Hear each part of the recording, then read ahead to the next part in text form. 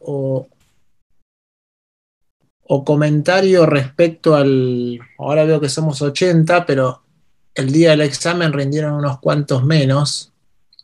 No sé los que rindieron, ¿qué sensación tuvieron el día del examen? En general, yo ya digamos, voy a empezar a corregir mañana, pero no me dio la sensación de que fuese un examen extremadamente complejo como para que lo pudieran resolver, pero bueno, como no pudimos vernos, digamos, antes del examen, no sé si qué impresiones tuvieron en general.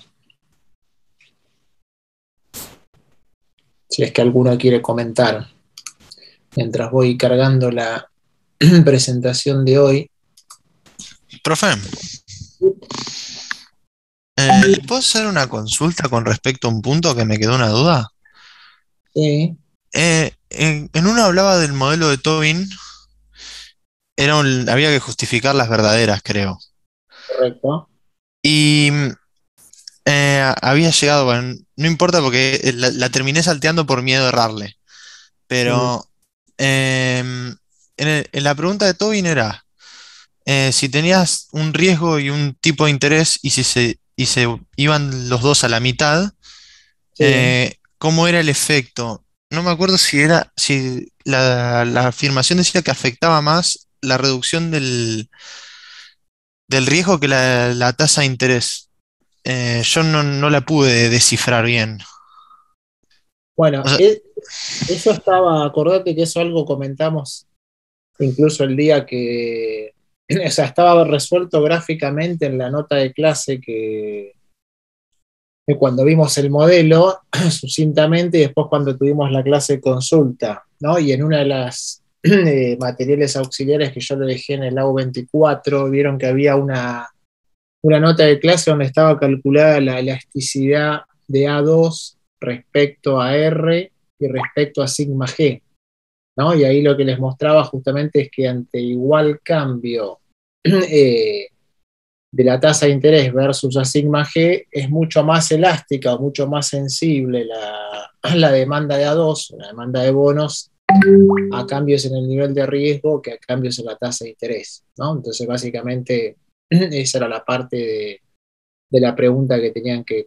digamos, que contestar de ese inciso, ¿no? O sea, que era mucho más claro, sensible contra el riesgo que contra una caída equivalente en magnitud en la tasa de interés, porque acuérdense que en un caso solo se movía, cuando solamente se mueve la tasa de interés, solamente se movía en el cuadrante de arriba, la curva, ¿se acuerdan? De oportunidades de inversión, que dependía de mu sub R, R y sigma G, en tanto que abajo, eh, cuando cambiaba sigma G, se les acortaba, digamos, el tamaño de la recta esa que unía la combinación de A1 y A2. Entonces era mucho más sensible el cambio ante cambios en sigma G que ante cambios en R, que lo único que hace mover R es, digamos, la posición de esa curva de oportunidades de inversión o claro. Z. Yo justo no, por restricción de tiempo no llegué a leer eso, pero me lo imaginaba gráficamente y Mm. también más o menos me acordaba que Tobin da un ejemplo en donde creo que es 2R y tita R y lo divide ambos por 2. Pasa R y tita sobre 2. Y como no lo especificaba muy bien en el propio texto de Tobin eso, Mm. preferí saltearlo y creo que bueno, la estrategia será lo que será, pero bueno. Está muy bien. Bueno, a veces hay que ser averso al riesgo, no solamente amante al riesgo, diría Toby. Más vale. No, sí, particularmente yo, ultra verso al riesgo. Muy bien. Bueno, y después en general, digamos, me parece que los otros temas estaban bastante autocontenidos. O sea, si habían leído, digamos, un poco el material de clase y venido a las clases virtuales, creo que era, digamos, relativamente accesible el examen. Vamos a ver, digamos, no les puedo prometer nada porque, como saben, esta semana para nosotros fue bastante intensa. Ayer y hoy tuvimos de licitación, así que todavía estamos con la adrenalina a pleno con eso, con todo la energía que uno tiene que ponerle a eso. Así que espero a partir de mañana ya empezar con la corrección más fina. Y después lo que quería hablar con ustedes, porque la verdad que no nos percatamos, digamos, en su momento, cuando armamos el cronograma de clases. La próxima clase, digamos, nosotros ahora vamos a empezar con, digamos, con todas unas clases consecutivas de distintas teorías del ciclo económico, ¿no?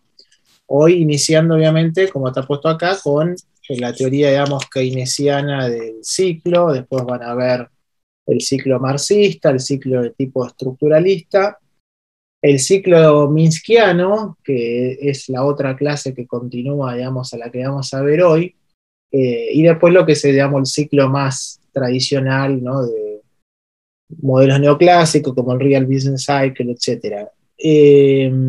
Lo que veo en el cronograma, porque justo hoy me anoticié de un viaje que no tenía programado por trabajo, eh, es que nosotros teníamos previsto la clase siguiente de ciclo el sábado 9 de octubre, que es justamente el día que yo voy a tener que estar viajando y acompañando al ministro a las reuniones del FMI y del Banco Mundial en Washington. Entonces voy a estar saliendo ese día, pero lo que vi, además de, digamos, de no poder estar por esa pequeña razón, es que ese justo es la víspera del feriado puente, con lo cual ya de por sí era compleja la fecha en sí misma, ¿no? Porque el viernes 8 es feriado y el lunes 11, que es cuando realmente es el feriado, eh, no hay tampoco actividad de ningún tipo. Así que esa clase muy probablemente, la clase del sábado 9, que sería la otra semana,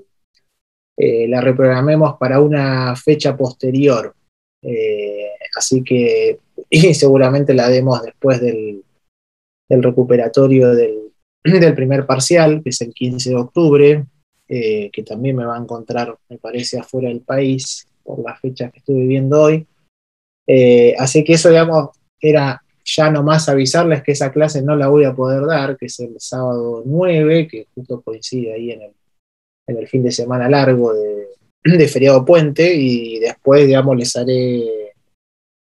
haremos llegar, digamos, la fecha de la reprogramación, pero como vieron, el calendario de clases siempre tenía previsto justamente clases de backup o colchón por si surgían algún tipo de estas complicaciones de agenda, pero bueno, la idea es que más o menos sigamos el orden de los temas, así que seguramente mueva esa clase para más adelante y todas las clases que estaban previstas, de mi parte al menos, moverlas también un poco más para adelante. Total, tenemos, digamos, margen de sobra como para absorber algunos de estos imprevistos. Así que bueno, de la clase de hoy, yo le subí hoy, digamos, una actualización de esta presentación que tiene un poquito, digamos, de todas las cosas, porque en verdad, como van a ver, lo que es, digamos, la biografía más concreta es el capítulo 22 de la teoría general, digamos, keynesiana, ¿no? Donde Keynes hace una primera aproximación de lo que él entiende, digamos, son las causas que generan las fluctuaciones económicas o los ciclos económicos, y no es, digamos, muy complejo ni tampoco muy larga la biografía per se. La otra cosa que sí así que les actualicé un poco sobre todo con la parte más coyuntural, ¿no? O para que también la clase sirva para ver cómo está el ciclo económico argentino, ¿no? O sea, para que identifiquen también los ciclos económicos en Argentina, cómo se viene, digamos, recuperando, ¿no? La actividad económica en Argentina, cuáles fueron los últimos ciclos económicos que uno puede mensurar. Esto, de todas maneras, lo van a ver un poco más en detalle en una materia que solía estar en cuarto año, y creo que con el nuevo plan de estudio, no sé si se perdió el hilo, ustedes me dirán, pero que es teoría económica coyuntural, si no es que le cambiaron el nombre, donde van a estudiar, digamos, bastante más en detalle todo lo que tiene que ver con medición del ciclo económico, indicadores líderes, indicadores rezagados, pero un poco la idea de esta clase es darle unas primeras herramientas en ese sentido, que después les va a servir más adelante en el resto de la carrera, ¿no? Como ven acá, digamos, en la introducción, lo interesante de los ciclos económicos es que no solamente afecta lo que es obviamente el nivel del PBI y la composición o los componentes del producto, sino que también esos cambios regulares y periódicos en el nivel de actividad económica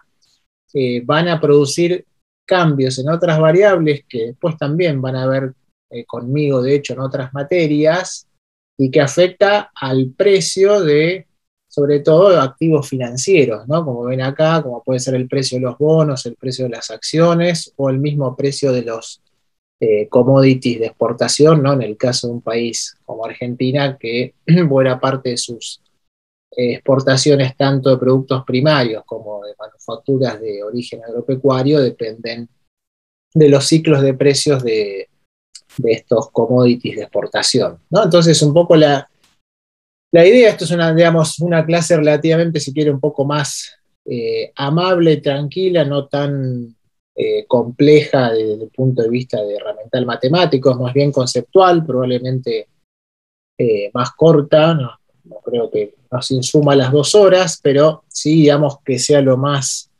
dinámica, participativa e interactiva posible, así que les pido ahí colaboren con preguntas, comentarios, etcétera, a lo largo de la clase, para que sea más dinámica e interesante también. Es entonces que identifiquen, ¿no?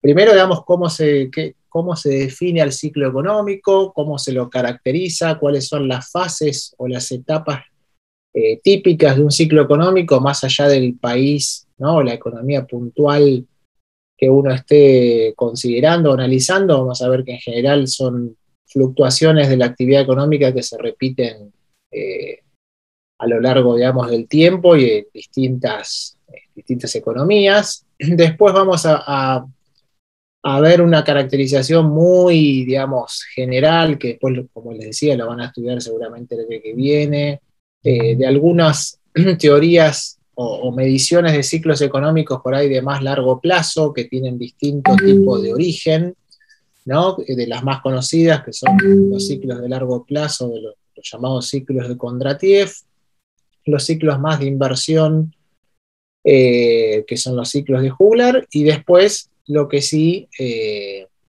digamos, ver en función del herramental o del modelo, digamos, o la teoría keynesiana, de esos conceptos claves de la teoría keynesiana, algunos de los cuales ustedes ya vieron cuando vimos teorías del consumo, cuando vimos el concepto de preferencia por la liquidez o teoría de la inversión.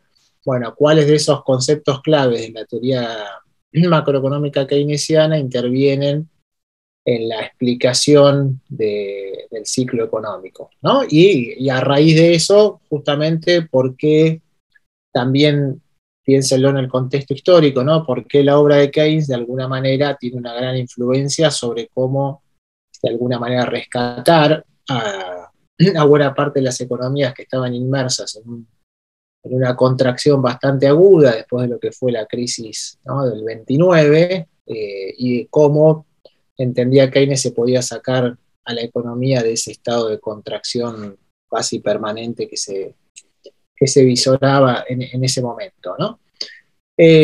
Respecto, digamos, a lo que es la definición propia del ciclo, como dice acá, ¿no? Los ciclos económicos, más allá de dónde ocurra, en qué economía particular, ¿no? Es una forma de fluctuación que es propia, si quieren, de una economía capitalista, en la cual la actividad económica se desarrolla a través de la organización de la actividad empresaria, ¿no? Y en los ciclos económicos lo que vemos es que se dan expansiones en múltiples actividades económicas de esa economía particular, que luego son acompañadas por recesiones o contracciones en sentido contrario, hasta que vuelven, digamos, a unirse en la siguiente fase del ciclo económico, ¿no? O sea, es como un péndulo, digamos, donde la economía va entrando en periodos de auges y de contracción, y que en general eh,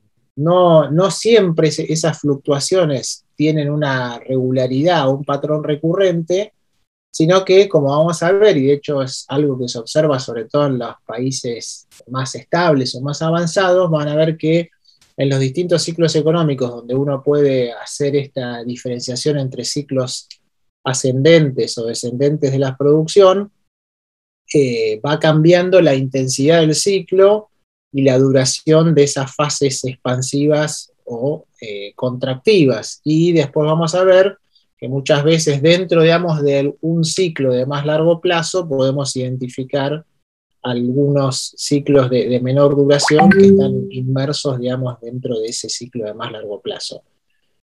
Obviamente en Argentina, la medición, digamos, del PBI, ustedes saben, igual que muchas de las otras variables económicas relevantes, el cálculo, digamos, trimestral del PBI lo desarrolla el Instituto Nacional de Estadísticas y Censo.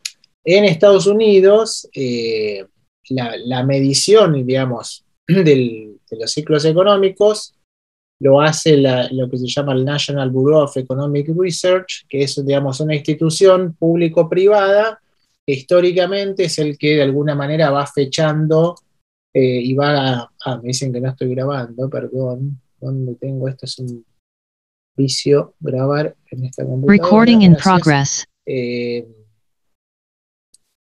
En Estados Unidos, les decía, el National Bureau of Economic Research es como la entidad que oficialmente, de alguna manera, va catalogando el ciclo económico en Estados Unidos y caracterizando cada una de esas etapas de contracción o expansión de la actividad económica, ¿no? Digamos, ¿cuándo definimos que la economía está en una fase contractiva o recesiva? Bueno, digamos, el uso estandarizado, o si quieren la convención general, es cuando uno observa que en la economía tenemos una caída consecutiva en el nivel del Producto Bruto Interno, obviamente en el caso argentino y cualquier otra cosa, para que tenga sentido, medido en términos reales, ¿no? A precios constantes, durante 2 trimestres consecutivos, ¿no? Y fíjense cómo dice acá, el National Bureau of Economic Research define a ese ciclo recesivo como un periodo donde lo que se observa es una declinación o una caída simultánea del nivel del producto, el ingreso, el nivel de empleo, el nivel de comercio, ¿no? Medido por distintos indicadores, como ven, saben que en Estados Unidos, si hay algo que sobra, son indicadores de distintas ramas de actividad o de distintos sectores, y que en general digamos, ese ciclo recesivo dura en promedio, ¿no? Entre 6 meses y un año, y tiene la particularidad de que se observa en múltiples sectores de la economía al mismo tiempo, ¿no? O sea, hay un patrón recurrente de fluctuaciones del producto, del ingreso y del empleo en múltiples actividades económicas, ¿no? Bueno, fíjense acá, no sé si puedo hacer un poquito más de zoom porque quizás lo ven un poco chiquito, pero acá lo que tienen, digamos, es la última la última caracterización que hizo el National Bureau of Economic Research de todos los ciclos económicos que tiene fechado, digamos, o medidos, fíjense, desde 1857 hasta el 2009, que es, digamos, la última recesión digamos, que está presente en esta diapositiva, ¿no? Y que fue la última caída del PBI previo a lo que fue la contracción en 2020 producto del COVID o de la pandemia, ¿no? Fíjense que tienen en cada una de las columnas la fecha, digamos, de donde se alcanza lo que se llama el pico, ¿no? O el punto máximo del nivel de actividad, y lo que sería el valle, ¿no? O la fase descendente del ciclo, medido en cuál trimestre del año, ¿no? Como el PBI se mide trimestralmente, entonces les da desde qué trimestre del año, ¿no? Se produjo el pico máximo de actividad hasta el punto mínimo. Y lo interesante, fíjense, a medida que uno va navegando fila por fila en esta clasificación de los ciclos, es cuál es la duración en cantidad de meses ¿no? Que le lleva a la economía llegar desde un pico hasta el siguiente valle, ¿no? Y cuánto es la duración del ciclo de expansión. ¿Y qué es lo que, digamos, si uno mira a primera vista lo que ven en estas primeras dos columnas, al menos en la economía americana, qué cosa interesante ven respecto a la duración del ciclo contractivo versus el expansivo? Que más allá del, digamos, del periodo puntual, fíjense que acá son todos y cada uno de los ciclos, ¿no? Pero si miran a lo largo, digamos, de los ciclos contractivos expansivos, en general, ¿qué es lo que ven? ¿Qué regularidad, digamos, empírica encuentran mirando esta tabla? Que es mayor la expansión que la contracción. Correcto, o sea que los ciclos expansivos del producto tienen una duración muy superior a las fases contractivas. Y fíjense que en los últimos, sobre todo a partir, ¿no?, de la década del 70, sobre todo, bastante más visible cómo se agranda, ¿no?, la intensidad o la duración de los ciclos expansivos vis a vis, ¿no?, lo que es la intensidad de los ciclos contractivos, ¿no? Y obviamente eso hace que toda la amplitud del ciclo, si uno cuenta, digamos, la cantidad de meses de contracción más expansión, se agrande, ¿no? Que es un poco la columna que dice ciclo, ¿no? Que simplemente, fíjense, no es otra cosa que la suma lineal, digamos, de la cantidad de meses en contracción versus la cantidad de contracción. Y si lo vemos acá abajo, ¿no?, en promedio, fíjense que si uno va subdividiendo,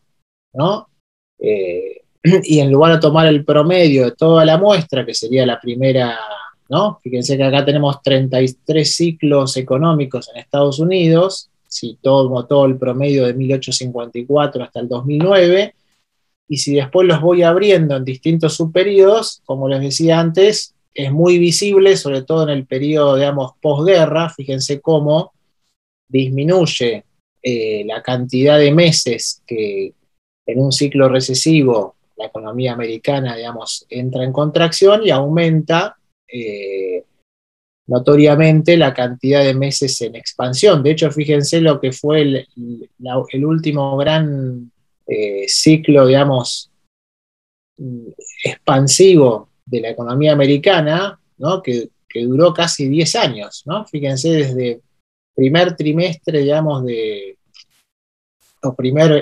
sí, bien digo, primer trimestre de marzo del 91, ¿no?, al primer trimestre de marzo del 2001, o sea, 10 años consecutivos donde mes a mes la economía americana estuvo en un ciclo expansivo de la actividad, ¿no? Y bueno, ¿y qué otra cosa interesante sucede más allá de estas fluctuaciones cíclicas como ven aquí? En general, digamos, cuando uno hace medición de ciclo económico, lo que trata de hacer, y sobre todo, digamos, los empresarios, los agentes económicos en general, es tomar decisiones económicas en anticipación a lo que se espera sea el ciclo de actividad, ¿no? Porque eso de alguna manera tiene una ventaja relativa. Si uno puede identificar dónde van a estar lo que se llaman los puntos de giro, los puntos de quiebre del ciclo, eso va a hacer que uno tome mejores decisiones de consumo, de inversión, ¿no?, en capital financiero o en capital físico. Por eso, en general, en otros países lo que se usa es, y eso lo van a ver un poco más en detalle cuando tengan teoría económica coyuntural, lo que uno trata de hacer es, como la medición del PBI, digamos, lleva su tiempo y es bastante compleja recopilar toda la información necesaria para estimar el valor del producto, es bastante costoso y por eso, digamos, lo hacen los estadísticas o los institutos de estadística de cada país. En general, lo que uno trata de hacer es construir una muestra más acotada de indicadores económicos, de indicadores de producción, de ventas, indicadores financieros, etcétera, de manera de construir lo que se llama un índice de indicadores líderes. Quiere decir, hacer una submuestra de variables económicas que uno considere son relevantes a la hora de determinar o de influenciar el ciclo económico, y entonces a partir de el cálculo y mensura de ese índice de indicadores líderes, tratar de anticipar lo que van a ser los futuros cambios en el nivel del producto. Bueno, fíjense que en este caso, este es uno de los indicadores líderes más difundidos en Estados Unidos y más conocidos, lo que se llama el Conference Board Leading Economic Indicators, y acá en este gráfico, fíjense que acá la muestra es un poco más acotada, ¿no? Va desde 1965 hasta el 2000, esto está hecho hasta noviembre del 2020. Fíjense que lo que ven ahí es, por un lado ven el valor de ese indicador, digamos, líder, que es lo que tienen en el eje de la derecha, ¿no? Es un valor numérico. Si está mayor a cero, obviamente quiere decir que está anticipando un ciclo expansivo, y si es menor a cero, ¿no? Que la economía está en un ciclo contractivo o está por iniciar un ciclo contractivo. Y en el mismo gráfico, fíjense que tienen superpuesto a la propia evolución del índice unas barras de color medio celeste, no sé si se dan cuenta ahí, ¿no? Esas barras de color celeste son justamente los trimestres exactos en donde luego el National Bureau of Economic Research, como vimos recién, mensuró o clasificó el ciclo económico en la fase contractiva o expansiva. Y qué es interesante, si miran este gráfico, qué mensaje interesante les da este indicador. Si miran lo que es esas barras celestes, que básicamente cuanto más ancha, si quieren, es el tamaño de esa barra, lo que les está diciendo es que más cantidad de trimestres tuvo ese ciclo contractivo, ¿no? Es la intensidad en cantidad de trimestres que duró ese ciclo recesivo. Entonces, ¿qué propiedad interesante le ven al uso, por ejemplo, de estos indicadores líderes?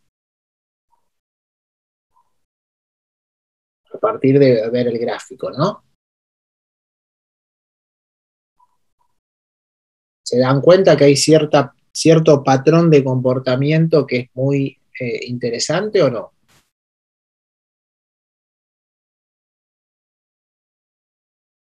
Un candidato lo haya visto. Y están situadas por, o sea, la barrita celeste está situada cuando los valores son negativos. Claro, pero digamos, respecto a la capacidad, si querés, anticipatoria del índice, si es un indicador líder, ¿no? Si funciona bien y está bien construido, los que nos tienes que dar es señales anticipatorias de cambio en el ciclo. Fíjense que justamente, digamos, en la parte verde, que es donde la economía está en expansión, ¿no? El indicador líder empieza a contraerse bastante tiempo antes que la economía efectivamente entra en recesión. Justamente por eso es un indicador líder. Me anticipa, digamos, con bastante tiempo de anticipación el inicio del próximo ciclo contractivo y viceversa. Fíjense que el índice empieza, digamos, a rebotar en el sentido opuesto, o sea, a mostrarme una expansión antes de que efectivamente la economía ingrese en esa senda expansiva, ¿no? Entonces, si el indicador está bien construido, tiene que ser un indicador, digamos, que me permita anticipar antes de que efectivamente se dé ese ciclo expansivo recesivo, ¿no? Por eso fíjense que acá, en el último que estaba acá, todavía, digamos, la economía americana, fíjense que ya el indicador líder estaba empezando a rebotar en el segundo trimestre del 2020, ¿no? Antes de que efectivamente la economía americana saliese de la recesión técnicamente durante el primer trimestre del 2021. Fíjense que acá otra cosa importante, digamos, que sucede en los ciclos económicos, aparte de, como vimos recién, que hay una oscilación bastante recurrente en ciertas variables económicas clave, Acá lo que ven es que también en una economía como la americana, donde hay una gran porcentaje, a diferencia de lo que pasa por ahí en Argentina, donde tenemos un mercado financiero, ¿no? O bancario y un mercado de capitales o accionarios muy chico en relación al tamaño del PBI o de la economía, en Estados Unidos, como van a ver después conmigo más adelante, sobre todo en quinto año, existe lo que se llama un alto nivel de profundidad financiera. Quiere decir que si uno toma cuál es el valor de mercado, por ejemplo, de las acciones que cotizan en Wall Street, en Nasdaq, que todas las empresas tecnológicas, etcétera, respecto al PBI, eso es un valor muy importante porque además en la cartera, digamos, de cualquier familia americana, cerca del 40% del portafolio de la riqueza de un americano tiene justamente en su portafolio acciones de empresas que cotizan, o en el Dow Jones, o en el Nasdaq, ¿no? O en alguno de los índices accionarios que por ahí ustedes conocen ahora un poco más mediáticamente, que se han hecho más populares. Y justamente uno de los índices que más miran los inversores como más representativo también de lo que es la actividad económica en Estados Unidos es un índice que se calcula hace bastante tiempo, que es el Standard & Poor's 500, que lo que hace es relevar la evolución del precio de las 500 acciones de mayor valor bursátil en la economía americana, ¿no? O sea, uno toma el valor bursátil de una compañía, no es otra cosa que multiplicar la cantidad de acciones que tiene emitida una empresa por el precio al que cotiza esa acción en el mercado. Eso me da, digamos, cuánto valoriza el mercado accionario el valor de esa empresa, ¿no? Más allá de lo que es su valor libro, ¿no? O su valor contable. Y bueno, lo que ven acá justamente es que hay una correlación bastante evidente, ¿no? Entre el precio de las acciones y también los ciclos económicos, si uno lo mira en una perspectiva más amplia, y obviamente cada vez que la economía ingresa en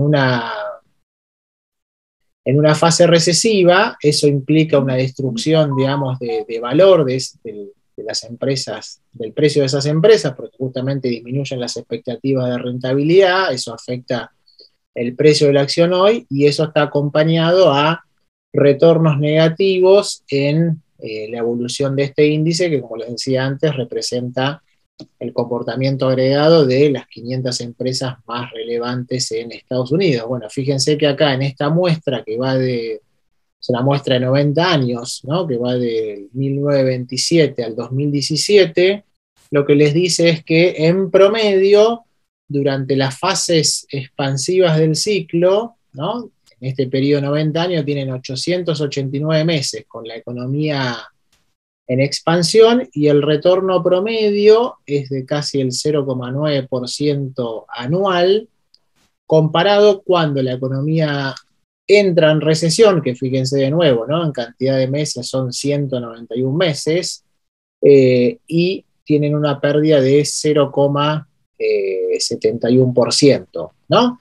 Y fíjense que otra característica bastante regular se ve es que en general el propio comportamiento del Standard & Poor's 500, de este índice accionario, es un indicador líder también que anticipa los cambios en el ciclo, porque fíjense que en general alcanza un valor máximo antes de que se produzca el cambio de ciclo, ¿no? O el punto de giro en el ciclo. Fíjense que si uno mira los últimos, tanto lo que pasó, ¿no? en lo que fue la crisis de las .com, etcétera, en el 2000, como más cerca acá en el tiempo, lo que fue la crisis financiera del 2008-2009, fíjese que en general el índice alcanza un máximo y después obviamente cuando se inicia el ciclo recesivo se produce una caída o un ajuste bastante importante en el valor del índice, porque obviamente eso hace disminuir el precio de esas acciones, hasta que luego la economía de nuevo empieza a recuperarse y se vuelve a ver un crecimiento importante en el precio de las acciones, en recuperar el valor de esas compañías, y por eso el índice vuelve a traccionar, digamos, hacia arriba, ¿no?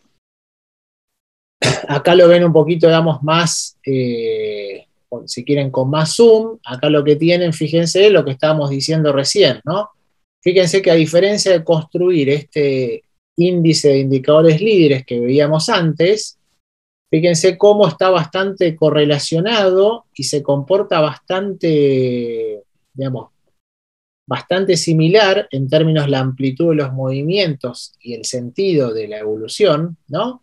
Donde directamente en lugar de tener, digamos, que construir y actualizar este índice de indicadores líderes, si uno cree que el mercado accionario es un buen predictor de los cambios en el ciclo de la economía, al menos en Estados Unidos, donde, como les decía, hay una gran penetración de las compañías en la riqueza, en el portafolio financiero de todas las personas, fíjense que está bastante correlacionado y los movimientos son bastante similares, ¿no? La línea negra es la evolución del Standard Poor's 500, fíjense que tienen a la derecha como dos ejes, ¿no? Donde el eje derecho les muestra el nivel del valor del índice, ¿no? Es un índice que va fluctuando todos los días, y el otro es el propio valor, digamos, del índice de indicadores líderes como veíamos antes, ¿no? Pero fíjense que de nuevo está bastante correlacionado, y acá obviamente la ventaja que uno tiene es que simplemente mirando, digamos, el valor de este índice accionario, tiene bastante buena información sobre qué es lo que están viendo, digamos, de alguna manera los inversores en el precio de estas acciones respecto al futuro ciclo económico, en este caso dentro de Estados Unidos, ¿no? Digamos, otro indicador bastante utilizado en la economía americana y en general es un indicador que funciona también en otras economías más avanzadas como las europeas, es en lugar de mirar lo que sucede en el mercado accionario, como digamos recién, ¿no? Que era mirar el comportamiento de precios del Standard Poor's 500, es mirar el otro mercado representativo en Estados Unidos, dado, digamos, su relevancia en lo que son los mercados financieros mundiales. Ustedes saben que los bonos que emite el Tesoro americano, ¿no? Son considerados los activos libres de riesgo del mundo. Entonces, cuando hay, digamos, aversión al riesgo mundial, ¿no? Lo que hacen típicamente los inversores es vender activos que consideran más riesgosos, como pueden ser acciones o bonos de mercados emergentes como los nuestros, Brasil, ¿no? Argentina, Chile o algún país asiático o del Medio Oeste, y ir a comprar, digamos, los activos más seguros, que son los bonos del Tesoro americano, ¿no? Bueno, acá lo que tienen en este gráfico, de nuevo, es las barras, si quieren, celestes, de nuevo, para el mismo periodo muestral, les muestra efectivamente los momentos donde la economía americana estaba en recesión, y esa línea o esa área verde, lo que les da ahora es, mirando el gráfico de la derecha, ¿no? La escala derecha es una medida de cuánto es el rendimiento diferencial, ¿no? O la diferencia de rentabilidad entre lo que rinde un bono del Tesoro americano a 10 años de plazo, ¿no? Que es lo que figura acá como 10-year yield, o sea, cuál es el rendimiento que tiene, en base a la cotización hoy, un bono del Tesoro americano a 10 años de plazo, respecto a un instrumento de muy corto plazo emitido por el Tesoro americano que se llaman letras del Tesoro, Treasury Bills, de 3 meses, ¿no? En general, lo que uno debería, y eso lo vamos a ver igual con más detalles, ya ha llegado más quinto año, cuando veamos lo que se llama teoría de las curvas de rendimientos, que es lo que está acá atrás, ¿no? US Yield Curve, lo que uno mira es lo que se llama la pendiente, ¿no?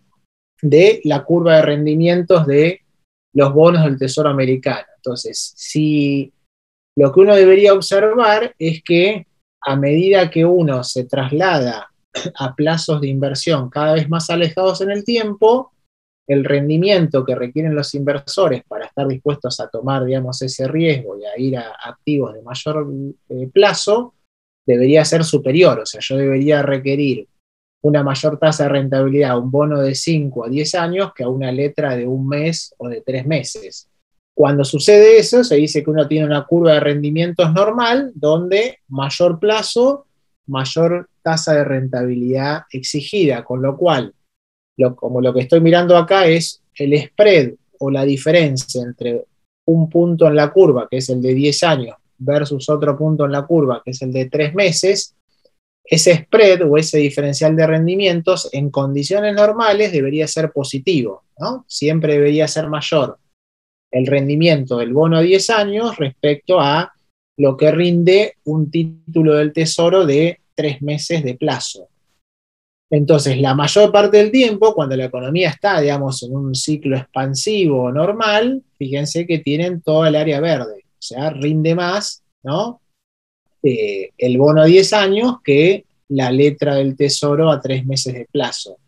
Ahora, ¿qué pasa cuando ese spread o ese diferencial se invierte, se hace negativo, o sea, rinde más un título de muy corto plazo, como es uno de 3 meses, respecto a un bono de más largo plazo, como el de 10 años? Bueno, eso justamente en general, fíjense que es un indicador que anticipa bastante bien el inicio posterior de un ciclo recesivo en Estados Unidos. Es un indicador adelantado, un indicador predictivo de una futura contracción de la economía americana. Fíjense que en las últimas al menos 4 recesiones ha predicho, ¿no?, con bastante antelación, lo que después efectivamente se confirmó como un ciclo recesivo dentro de Estados Unidos, ¿no?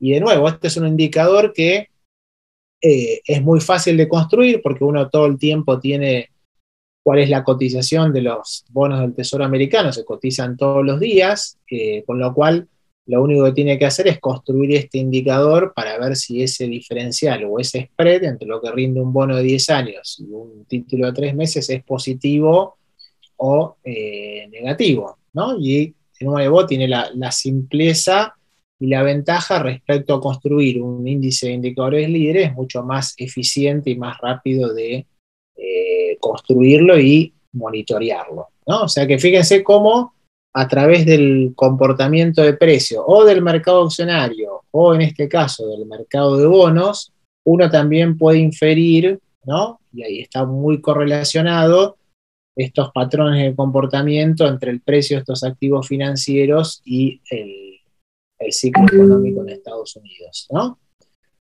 Bueno, yendo un poco más a lo que es, si quieren, nuestro caso particular en Argentina, acá yo lo que les compartí, les actualicé respecto a lo que era la presentación anterior, es justamente nosotros no tenemos, desarrollado como en Estados Unidos el mercado de capitales o el mercado de bonos de la misma manera como para poder hacer estas mismas inferencias, con lo cual nosotros para medir el ciclo tenemos, digamos, lo más, si quieren, tradicional y clásico, que es la mensura que hace el Instituto Nacional de Estadísticas y Censos cada 3 meses a través del sistema de cuentas nacionales, ¿no?, que es el que se ocupa de estimar el valor del Producto Interno Bruto cada 3 meses, ¿no? Y en general lo que uno observa, o lo que la mayoría de los analistas económicos siempre observa, es cuál es la variación que tuvo el PBI trimestral, ¿no?, respecto al trimestre efectivamente precedente, y cómo es la variación interanual, ¿no?, del valor del PBI respecto igual trimestre al año anterior, ¿no?, para descomponer si la economía está efectivamente en un sendero, digamos, expansivo o contractivo. Y obviamente, como buena parte de las actividades económicas que están detrás del cálculo del PBI tienen cierto comportamiento estacional, ¿no?, hay ciertos meses del año donde la producción de ciertos bienes y servicios tiene un patrón estacional, uno tiene que, justamente para limpiar un poco esa volatilidad propia de la estacionalidad de la producción, desestacionalizar la serie, ¿no? Entonces, en general, lo que se usa es la serie, como ven acá, desestacionalizada, ¿no? Se aplica una técnica que ustedes después van a estudiar seguramente en econometría o en estadística para, al comportamiento de esa serie, sacarle ese componente estacional que de alguna manera me contamina la evolución de la serie. Bueno, fíjense que acá, si seguimos como veíamos antes, la definición del National Bureau of Economic Research, ¿no? Ya en el cuarto trimestre del 2015, uno, digamos, podía ver que la economía entró en un ciclo, digamos, recesivo en el cuarto trimestre del 2015, ¿no? Que se prolongó durante 3 trimestres en forma consecutiva, y que eso obviamente hizo que al final de cuentas, en ese año 2016, la economía mostrara una contracción del producto, y cómo después, a partir de el 2000, fines del 2000, acá, ¿no? A partir del tercer trimestre del 2016, que nos lo ven graficado acá, y cuarto trimestre del 2016, empieza otro ciclo expansivo, ¿no? Con menor intensidad en cuanto a las variaciones, que hace que al final del año 2017 la economía haya cerrado, ¿no? Ese año con un crecimiento del producto del 2,9%.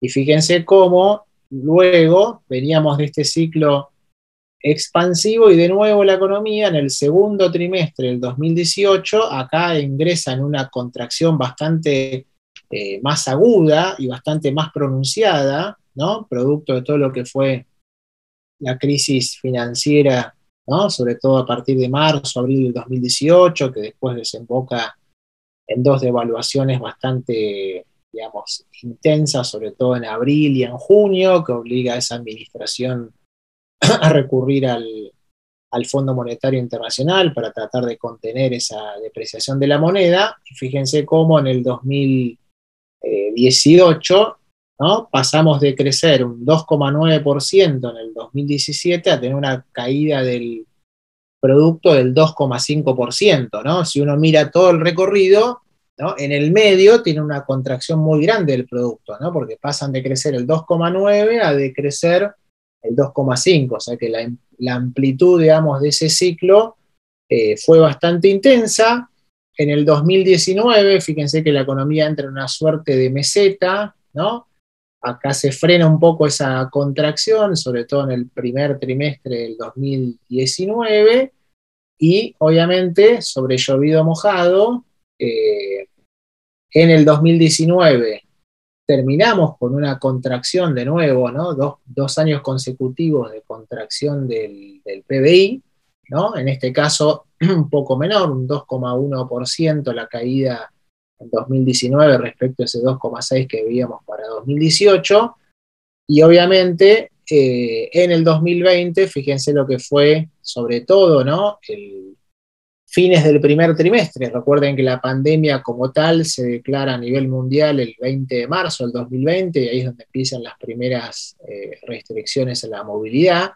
Fíjense cómo se ve el impacto fuerte en el segundo trimestre del 2020, que es justamente donde todas las economías en el mundo empiezan a poner severas restricciones a la movilidad de las personas, y se imposibilita, de hecho, algunas actividades económicas, ¿no? Como el turismo, los servicios, etcétera, donde directamente ya no hay ningún tipo de actividad. Y producto de esa gran restricción a la movilidad, sobre todo en el segundo trimestre, fíjense cómo queda afectado al final del día la tasa de crecimiento del 2020, donde, como ven ahí, cierra el año pasado con una contracción del 9,9%. Eso es una caída histórica por su intensidad y sobre todo por el poco tiempo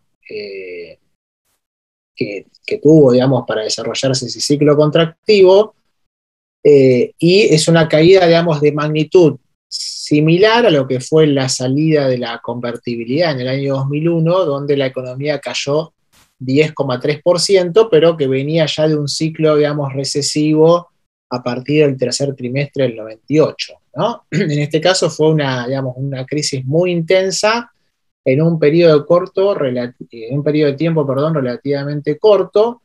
Y fíjense cómo, de nuevo, a partir del tercer trimestre del 2020, se empieza de a poco, digamos, a habilitar algunas actividades, la economía empieza de nuevo a a recuperarse, sale, digamos, de ese ciclo recesivo y obviamente la última estadística que tenemos ahora, que es la del segundo trimestre, ¿no? De 2021, estos son los números que acaba de publicar el INDEC hace una semana nada más. En el segundo trimestre del 2021, fíjense que hubo una contracción del producto, ¿no?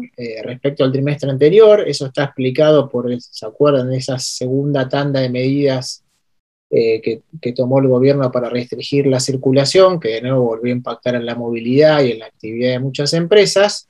Pero sin embargo, lo que uno observa hacia adelante es que a pesar de esta contracción puntual, digamos, en este trimestre, la economía ya venía arrastrando una tendencia positiva, y en el acumulado también se ve, y está todavía, digamos, a pesar de esa contracción del segundo trimestre, volviendo, digamos, de a poco a recuperar el valor del PBI anterior a lo que fue el inicio de la pandemia. Fíjense que acá tienen el gráfico, como decía hoy, ¿no? El gráfico del PBI, para que sea razonable, digamos, la comparación y las conclusiones que uno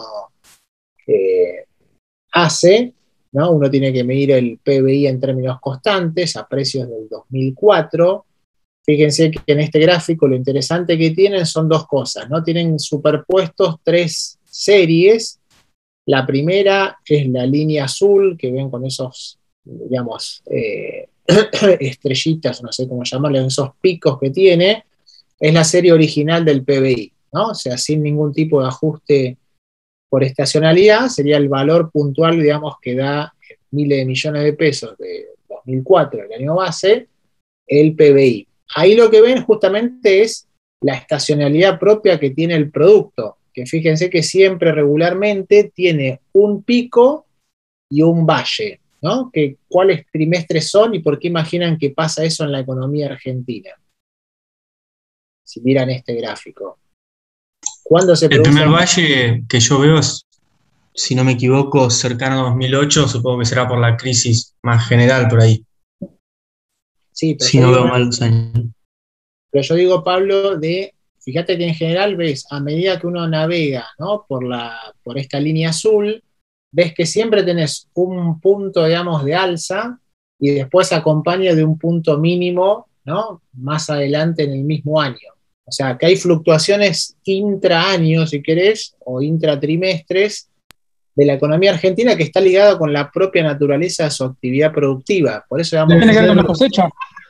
exacto, fíjense que siempre en los segundos trimestres de cada año el valor del producto tiene un pico máximo, porque justamente como buena parte, digamos, de la actividad económica ahí está traccionada tanto por el agro, ¿no? Como por ahí por la construcción o los servicios, y después tiene una suerte de valle justamente en el primer trimestre de cada año, donde en general hay menos actividad, digamos, agropecuaria, y bastante parada de plantas, ¿no? Y menos actividad en la actividad de construcción o de la industria manufacturera, ¿no? Porque justamente en el primer trimestre, donde está, digamos, buena parte de la gente sale de vacaciones, etcétera, entonces en general hay una menor actividad de las actividades más productivas, como pueden ser los servicios, la industria de la construcción, la industria manufacturera, y trabajan un poco más las actividades de restaurantes, hoteles, gastronomía, pero que obviamente como no tienen un peso tan grande en el PBI, hacen que el valor del PBI sea menor, ¿no? Y como por eso fíjense que si uno le saca ese componente estacional, ¿no? Es la línea roja que ven ahí, como para tener uno, digamos, la variación suavizada, ¿no? del producto sin tener esos alzas y bajas que todo el tiempo se producen por la propia estacionalidad. Y lo que ven ahí justamente es que, fíjense que, como decíamos hoy, ¿no? Que Argentina ya a partir del segundo trimestre del 2019, después de la contracción que habíamos visto en el 2018, ¿no?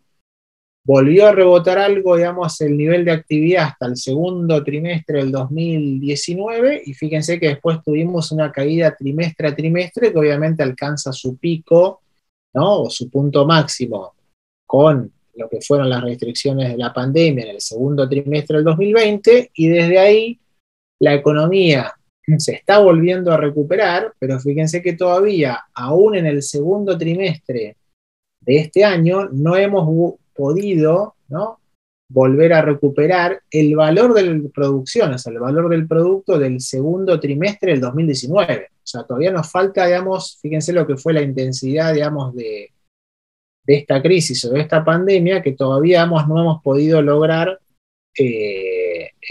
la recuperación de ese nivel del producto, cosa que sí, como bien decía recién Pablo, si mal no recuerdo, cosa que sí pasó, fíjense, en lo que fue esta crisis, si quieren, más bien importada, no fue una crisis propia de la economía argentina, sino que fue una crisis internacional, que después la van a estudiar con más detalle en quinto año, ¿no?, que fue la crisis financiera del 2008, que afectó, digamos, la caída del producto a partir del segundo y tercer trimestre del 2008, pero fíjense que ya la economía un año después, o sea, en el cuarto trimestre del 2009, ¿no?, ya había recuperado el valor del PBI previo a la crisis, ¿no? Acá todavía, ¿no?, por la intensidad de la caída y la naturaleza de la caída que hay detrás de este producto, fíjense que ya nos va a llevar más de 2 años, ¿no?, volver a recuperar el nivel de producto, ¿no?, previo a este ciclo recesivo del 2019, ¿no? Ya el valor, digamos, de PBI previo a la pandemia ya se recuperó, pero todavía nos falta recuperar, digamos, el valor anterior a 2019.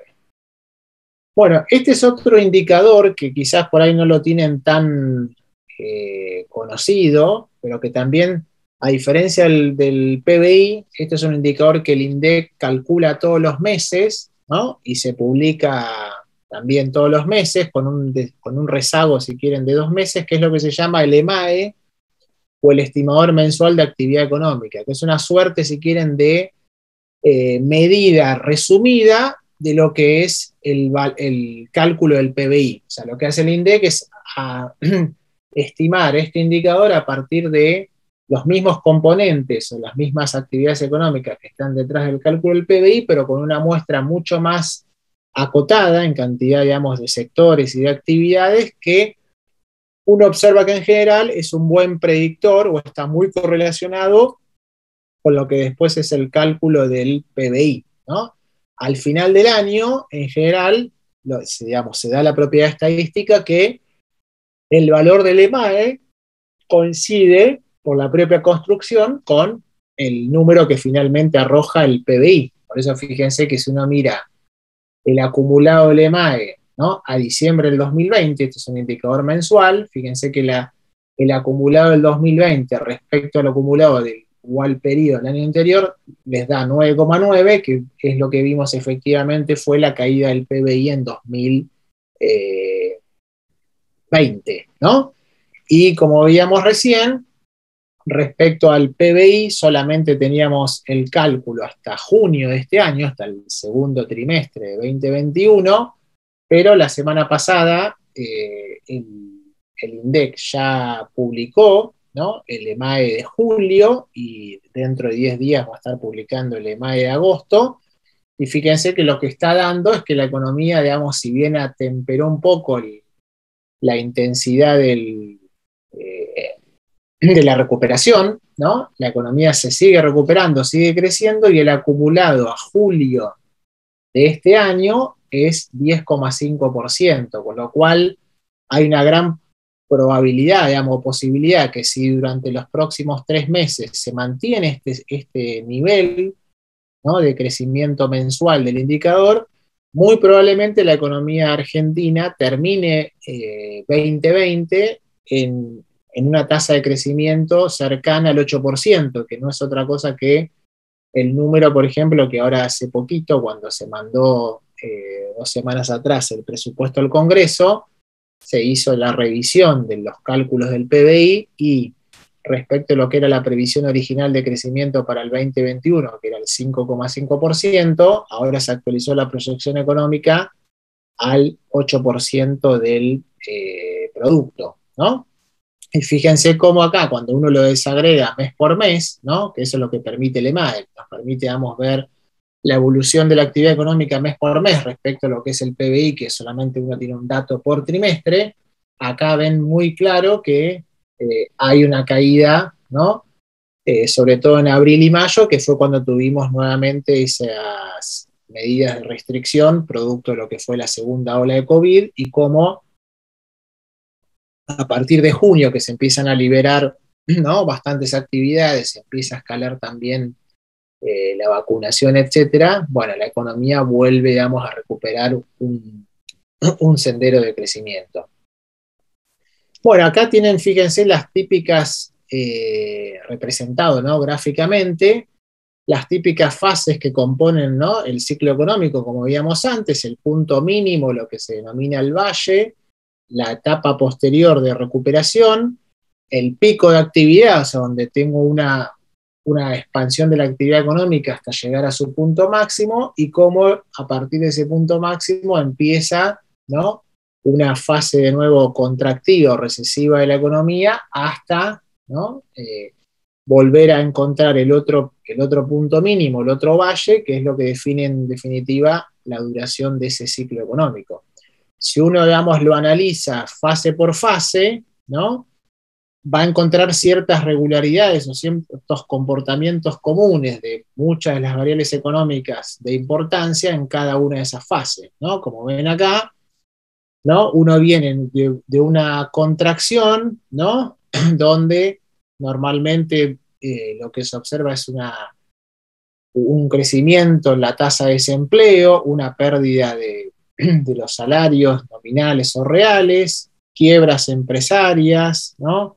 Inversiones que tienen muy baja tasa de rentabilidad, hay una acumulación de inventarios no deseados, producto de esa contracción de la actividad económica, ¿no? Hasta que aparece alguna noticia o algún cambio en las expectativas que hacen revertir ese punto mínimo, ese punto acá del valle, y dado que la economía tiene capacidad ociosa, ¿no? Capacidad instalada como para poder expandir la actividad económica, empieza una fase de recuperación donde nuevamente vuelve a ser rentable esa producción y la economía transita esa fase de recuperación que ven acá, ¿no?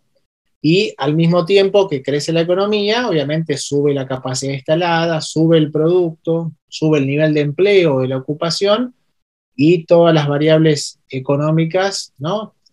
Acompañan una tendencia creciente hasta que se llega al pico donde hay como vamos a ver ahora, digamos, con la teoría keynesiana, digamos, esa expansión produce expectativas de ganancia creciente, que fueron las que motorizaron ese aumento, digamos, en la producción, en los proyectos de inversión, etcétera, y donde uno empieza a ver que ya la tasa de rentabilidad de esos proyectos de inversión empieza a disminuir, con lo cual no son rentables todos los proyectos de inversión, y entonces empieza a haber una caída de la inversión neta de la economía, y de nuevo volvemos a un incremento en el aumento de la capacidad ociosa de producción y del desempleo, ¿no? Cuando uno, digamos, mide el ciclo, como vimos recién, ¿no? Al principio, lo primero obviamente que uno mide lo trata, digamos, de mensurar, ¿no? O ver los periodos de ese ciclo, contando, como vimos antes, el número de meses entre cada una de esas fases del ciclo que vimos antes, entre el valle y el pico. Y en general, lo que trata de hacer, como dijimos, es, aparte de la mensura propia del producto, del nivel del PBI, el resto de las variables económicas, el resto de los indicadores económicos, trata de clasificar cómo se comporta, ¿no? En el tiempo esas variables respecto a el propio PBI, y entonces uno habla de variables procíclicas, anticíclicas y acíclicas, ¿no? Según cómo sea la correlación o el comportamiento entre esa variable y el producto. Esto después ustedes también lo van a estudiar, digamos, en múltiples materias, ¿no? Lo que son variables procíclicas o anticíclicas, pero por ejemplo, una típica variable que suele ser procíclica es el volumen de crédito, ¿no? Bancario. En general, digamos, cuando la economía está en expansión, los bancos, digamos, relajan un poco las condiciones para otorgar crédito y por lo tanto el volumen de crédito agregado de la economía crece, ¿no? Y luego, cuando se empiezan, digamos, a observar dificultades, los bancos se ponen más renuentes a otorgar financiación o crédito, suben las tasas de interés y eso también hace disminuir el nivel de actividad económica y disminuir el volumen de crédito disponible. Por eso, en general, el volumen de crédito, ¿no? Se dice que tiene un comportamiento procíclico, o sea, sube en las fases expansivas y cae en las fases contractivas, ¿no? Y como decíamos antes, aparte de medir esa correlación o comportamiento de muchas de las variables económicas, como las variables monetarias, financieras o reales respecto al producto, también lo que nos interesa es si esa variable particular, ¿no? Es una variable, como se llama, coincidente, líder o rezagada, ¿no? Recién vimos, por ejemplo, dos series de indicadores financieros puntuales, como era el precio de las acciones del S&P 500 en Estados Unidos o la diferencia de rentabilidad entre el bono de 10 años y de 3 meses, que veíamos que era un indicador líder, o sea que los puntos de quiebre, los puntos de giro de esa serie eran anteriores a los puntos de quiebre o de giro del PBI, ¿no? Me dan una señal anticipatoria de hacia dónde puede llegar a ir la economía americana en este caso. Bueno, acá tienen una descripción muy resumida, ¿no? Porque esto lo van a ver después con mucho más detalle, esperemos, digamos, el año que viene, cuando cursen teoría económica coyuntural, ¿no? Dos famosos ciclos de más largo plazo, ¿no? que han estudiado dos economistas muy relevantes en lo que es la teoría de ciclos económicos, lo que se llama la teoría de los ciclos largos, de las ondas largas de Kondratiev y los ciclos de Juglar.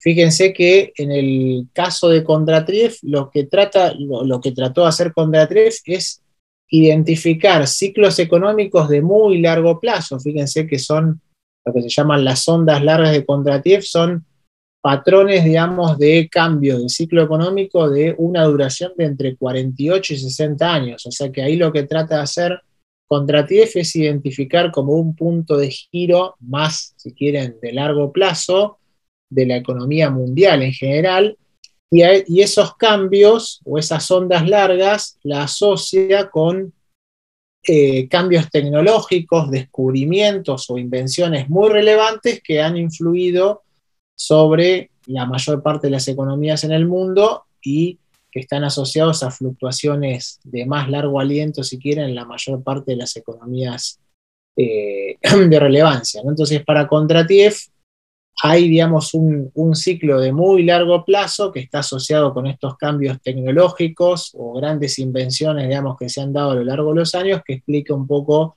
esos ciclos de más largo plazo. Mientras que en el caso de los ciclos clásicos o de Juglar, ¿no?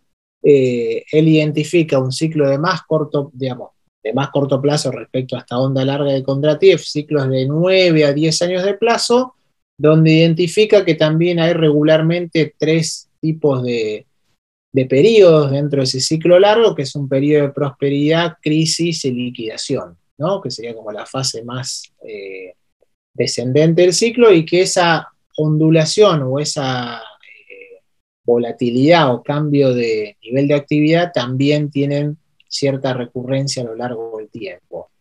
Bueno, fíjense en esta slide, ¿no? Tienen en la tabla 1 lo que es las fases originales, esas ondas de largo plazo que identificó en su trabajo Kondratiev, ¿no? Es un trabajo que va desde 1780 a 1920, y él identificó, fíjense, tres grandes olas, que es un poco lo que tienen acá graficado en esta línea celeste, ¿no? O sea, tres grandes movimientos pendulares que fíjense que están asociados a como tres grandes cambios trascendentales en la historia del capitalismo moderno, como es la invención, si quieren, de la máquina de vapor, ¿no? Lo que es la revolución industrial, que es la primera onda que tienen ahí, ¿no? De 1780 a 1830, después lo que tiene que ver con la invención del ferrocarril y la expansión del acero, ¿no? Los metales básicos, que es la segunda onda que ven acá,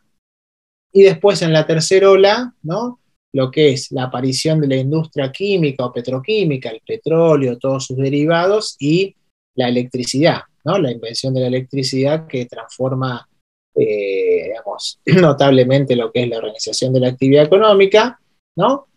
Y obviamente dentro de estas tres ondas, si quieren más largas, también tienen fechado cuál es el comienzo de la onda ascendente, o el upswing, y la onda descendente, y luego si quieren, los sucesores, ¿no? O los estudiantes que vinieron detrás de Kondratiev trataron de seguir la misma metodología de Kondratiev para tratar de identificar las otras olas, ¿no? Posteriores a estas tres que identificó Kondratiev, y fíjense que acá han identificado lo que son la onda 3, 4 y 5, ¿no?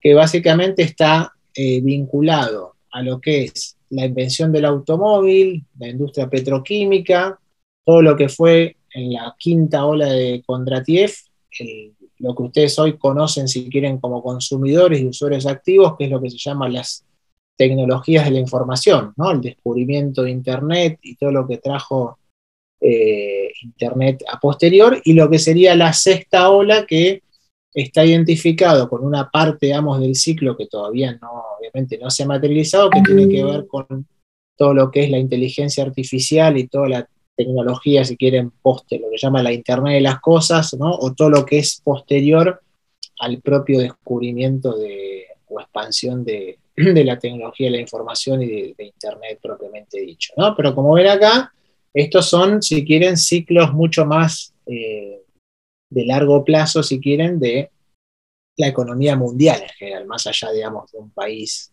per se, ¿no? Bueno, después hay otro tipo de ciclos, si quieren, no tan largos ni tan extremos, que de más corto plazo, que identificaron otros autores como Kitchin, que están asociados con ciclos en los inventarios de las compañías, ¿no? Que tienen en general una duración de mucho más corto plazo, de hasta 40 meses, donde también observa este autor patrones recurrentes en la fluctuación de los inventarios que mantienen las empresas respecto a lo que es el ciclo de actividad, y un ciclo de más largo plazo que también estos dos autores, Inver y Gitton, identifican, sobre todo en Estados Unidos, son ciclos de 18 a 20 años, o sea, bastante largos como los de Juglar, pero no tan largos como los de Kondratiev, que en general están vinculados con la actividad de la construcción, ¿no? Donde lo que observan que estos autores es que el ciclo de la construcción está muy correlacionado también con la actividad económica general, y que si uno identifica un ciclo positivo en la construcción, eso va a coincidir también con un ciclo económico bastante expansivo de largo plazo. Bueno, acá tienen una medición, si quieren, un poco más larga, un poco lo que comentaba ahí en el chat uno de los compañeros de ustedes, ¿no? Esto es un índice, ¿no? Para medir ya no el nivel del PBI, sino el PBI per cápita, ¿no? Tomando como base el valor de 1974, para ver, como ven acá, la gran volatilidad, ¿no? Y la gran fluctuación cíclica que uno observa en general en Argentina, ¿no? Como veíamos antes, muy acotado, lo que era 2015, 2020. Si uno mira una serie de mucho más largo plazo, va a ver que la economía argentina, lamentablemente, tiene, digamos, periodos de gran volatilidad y de gran amplitud de ciclos, y periodos donde, fíjense, como por ahí acá, en la primera parte, ¿no? Tienen casi 10 años donde el valor del PBI per cápita prácticamente no se altera, combinados con periodos donde, fíjense lo que pasó, ¿no?, en la década del 80, por eso se llama la década perdida, donde tuvimos una caída muy significativa del valor del PBI per cápita, ¿no?, que llevó bastante tiempo, fíjense, casi 20 años, volver a recuperar el mismo nivel de PBI per cápita, ¿no?, que es un poco lo que estábamos viendo ahora, nada más que en niveles donde decíamos, bueno, con suerte, digamos, fines de este año podemos volver a recuperar el mismo nivel de PBI del segundo trimestre del 2019. Bueno, eso en general, digamos, en una economía relativamente estable, no deberíamos ver tanta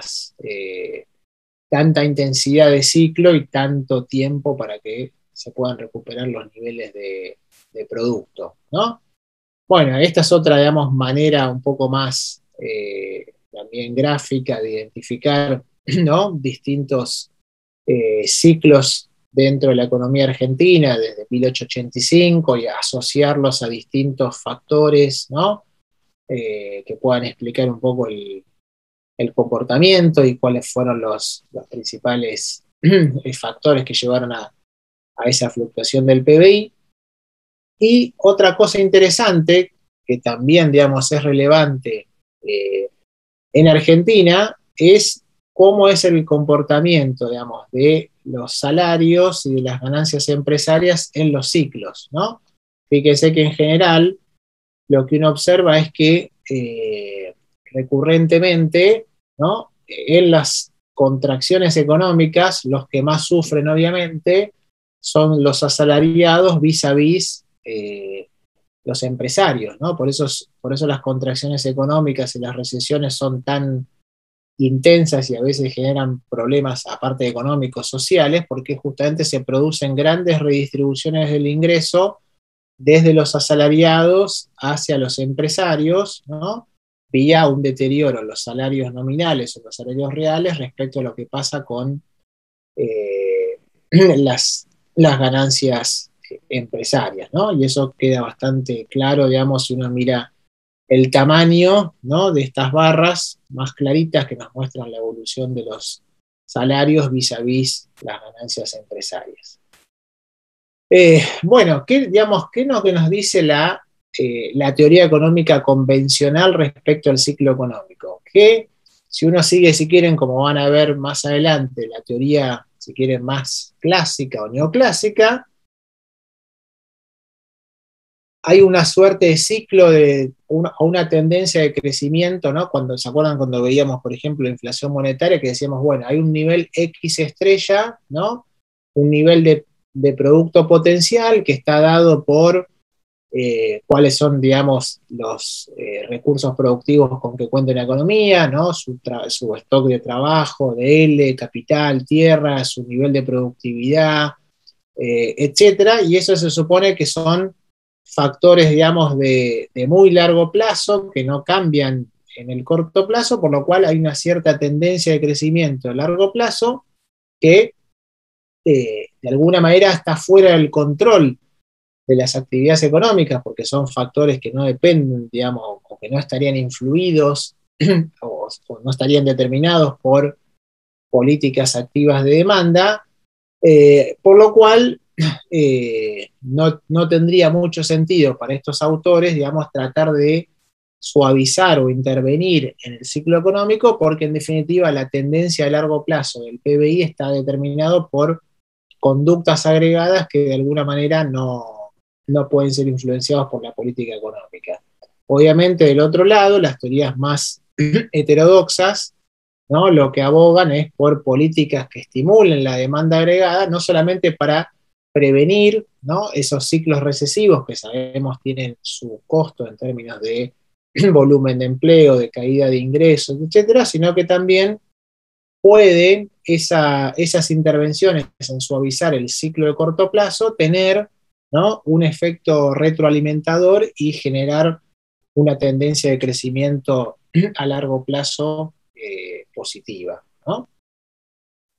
¿Qué es lo que, digamos, dice Keynes respecto a el origen o dónde es el determinante, digamos, de el ciclo económico? Bueno, como decíamos antes, en la teoría neoclásica, el ciclo de alguna manera es exógeno al sistema, pasa algo, ya sea un shock de naturaleza tecnológica, positiva o negativa, hay un cambio en la tasa marginal de sustitución de ocio o trabajo por parte de los individuos, etcétera, y eso es lo que genera un ciclo económico. En tanto que en la teoría keynesiana, los ciclos no están explicados por factores de oferta, como sí en la teoría neoclásica, sino por cuestiones vinculadas a cambios en la demanda agregada. ¿Y cuáles son las variables determinantes de esos cambios en la demanda agregada que identifica Keynes? Bueno, con tres conceptos claves de tres componentes importantes de su teoría, que es su teoría de la inversión y por lo tanto el concepto de eficiencia marginal del capital, su teoría de alguna manera, si quieren, monetaria, que es lo que vimos con lo que es la preferencia por la liquidez, ¿no? Cuando vimos las teorías de demanda de dinero, y la propia teoría del consumo keynesiana a través del concepto de propensión marginal a consumir. Entonces, estas tres variables de la teoría keynesiana son los determinantes principales de por qué la economía ingresa en ciclos contractivos o expansivos y cómo en general, según Keynes, ese cambio, digamos, de ciclo de una fase expansiva a contractiva se produce en general de un modo violento y repentino, ¿no? Y no de una manera un poco más suavizada, donde uno pueda ir viendo la transición de un estadio de la economía hacia el otro.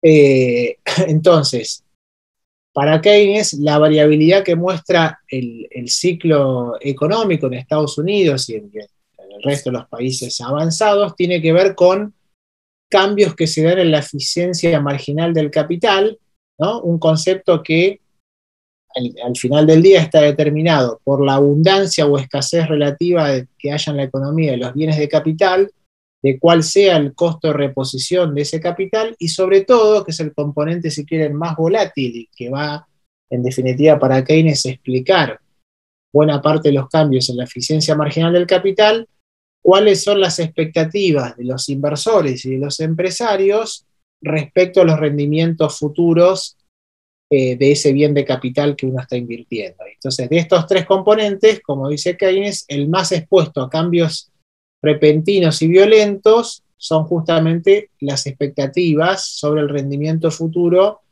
de los bienes de capital, que es un poco lo que está detrás de ese concepto, si quieren, más abstracto o etéreo que llamamos en la teoría keynesiana los animal spirits, ¿no? O los espíritus animales, esa predisposición, si quieren, o expectativa de los agentes a llevar adelante proyectos de inversión, a hundir capital, a expandir, digamos, el stock de bienes de capital, y entonces cómo esos ciclos de desencanto, ¿no? O de expectativas extremadamente optimistas respecto a lo que fue efectivamente materializado a posterior, hace que cambien violentamente las expectativas de los individuos y por eso se generen ciclos de mayor amplitud, ¿no?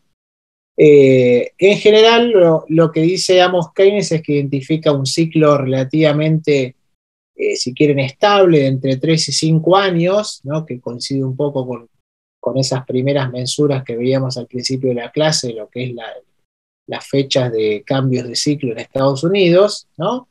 Y para lo que es el gasto de inversión, que es en definitiva el que termina dándole la volatilidad al ciclo económico y es el que va a impactar, hay 4 componentes del gasto de inversión que son importantes en la teoría keynesiana, que es, por un lado, lo que son los bienes y equipos, ¿no? Son bienes de capital que tienen una determinada vida útil, que fueron producidos durante el ciclo, lo que él llama el capital en giro, que no es otra cosa que bienes que están en proceso de elaboración, ¿no? Y materias primas, que en definitiva van a ser lo que luego se transformen en existencia de bienes terminados. Y entonces lo que dice Keynes es que cuando hay un ciclo recesivo, lo más difícil de deshacer de ese sobrestock de capital que trae la economía es justamente los bienes y equipos. Entonces, para poder de alguna manera vaciar o deglutir todo ese stock de capital que es demasiado grande para el nivel de producción que tiene la economía, lleva cierto tiempo hasta que ¿no? Se pueda volver a ajustar el stock de capital al nivel de actividad que la economía tiene, ¿no? Y eso hace que la economía, digamos, transite varios periodos de recesión o de contracción del producto hasta que el stock de capital sea consistente con el nivel de actividad eh, que tiene la economía en ese momento, ¿no?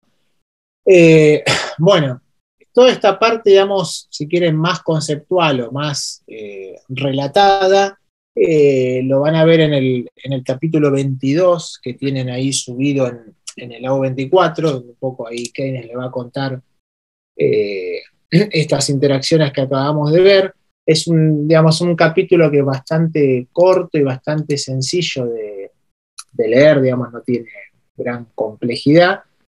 Así que eso lo pueden, digamos, seguir sin ningún inconveniente bajándose, digamos, el PDF que tienen ahí en la carpeta, que ya les subí hoy a la mañana.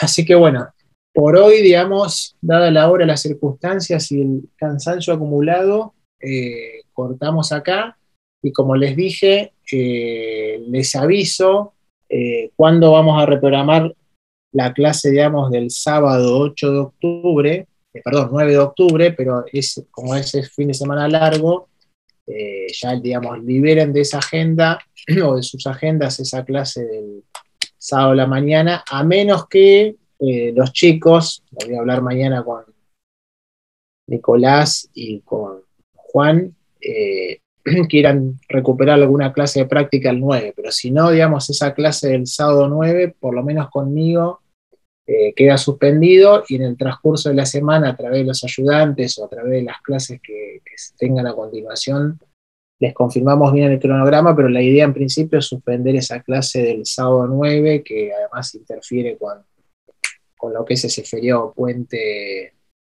del viernes y del lunes 11. Así que, si Dios quiere, los veré a la vuelta del viaje, allá por la tercera